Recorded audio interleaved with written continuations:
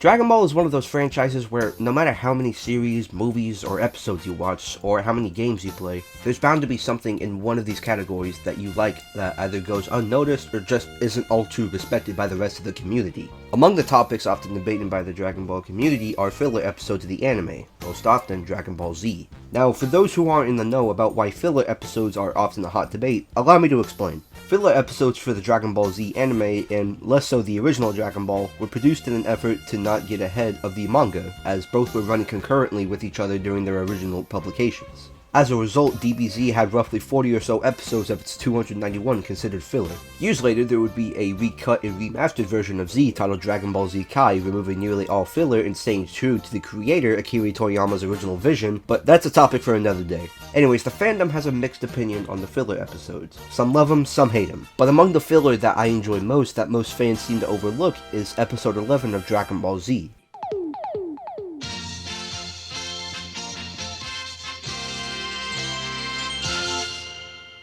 Vegeta and Nappa are making their way towards Earth following the defeat of Raditz by Goku, Gohan, and Piccolo, until Vegeta suggests making a stop to the planet Arlia to sell it for what it's worth. When they arrive, they're spotted by two Arlian soldiers who attack them, but of course, with their Saiyan power, they're unfazed. They decide to turn themselves into the new king of Arlia and are transported to his palace where he keeps other Arlians prisoners and has also stolen the wife of one of the prisoners. Here we get to see how he punishes those who lose his fights by having them thrown into a pit with a monster named Yeti. Vegeta and Nappa break out and arrive at the king's throne where he decides to test the two in combat by having them go against the champion in combat, but Vegeta one-shots him, of course. He brings in his elite royal guard to fire at the two, but Nappa literally disintegrates all of them, having the king summon Yeti to go against him. Nappa also disintegrates Yeti, and as the king runs away and hides in terror, Vegeta impales him and kills him with a rock. After it's all over, the sole surviving prisoner thanks Vegeta and Nappa for freeing their planet from bondage and believes that they'll be regarded as the heroes of Arlia. The prisoner reunites with his wife stolen by the king as Vegeta and Nappa leave the planet.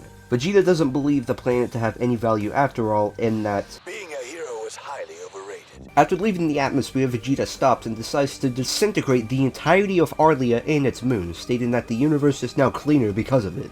The episode ends with the two laughing at the destruction of Arlia and the soon-to-be destruction of Earth.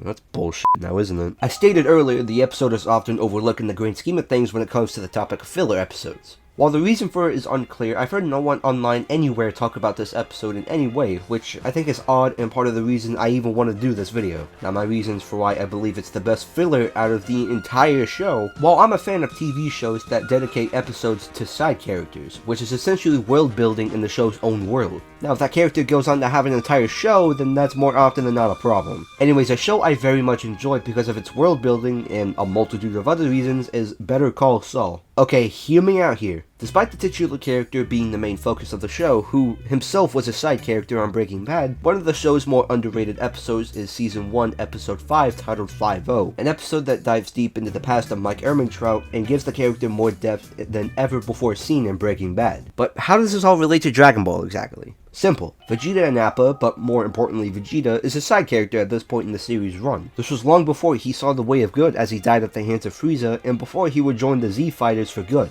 The side characters are given an episode almost entirely dedicated to themselves and the things that they do. In this episode, you see what Vegeta does as a side character, and as he progresses further and further into the series, not only do you see him become more of a main character, but you see him grow out of being an antagonistic figure and grow more into an ally, friend, and hell, even a dad later on. That is called character development, ladies and gentlemen, and Terra on Arlia is the first big piece of character development we have for Vegeta. With all that being said, let me know if you want me to pump out more Dragon Ball related content to the channel, which I'm more than open to do.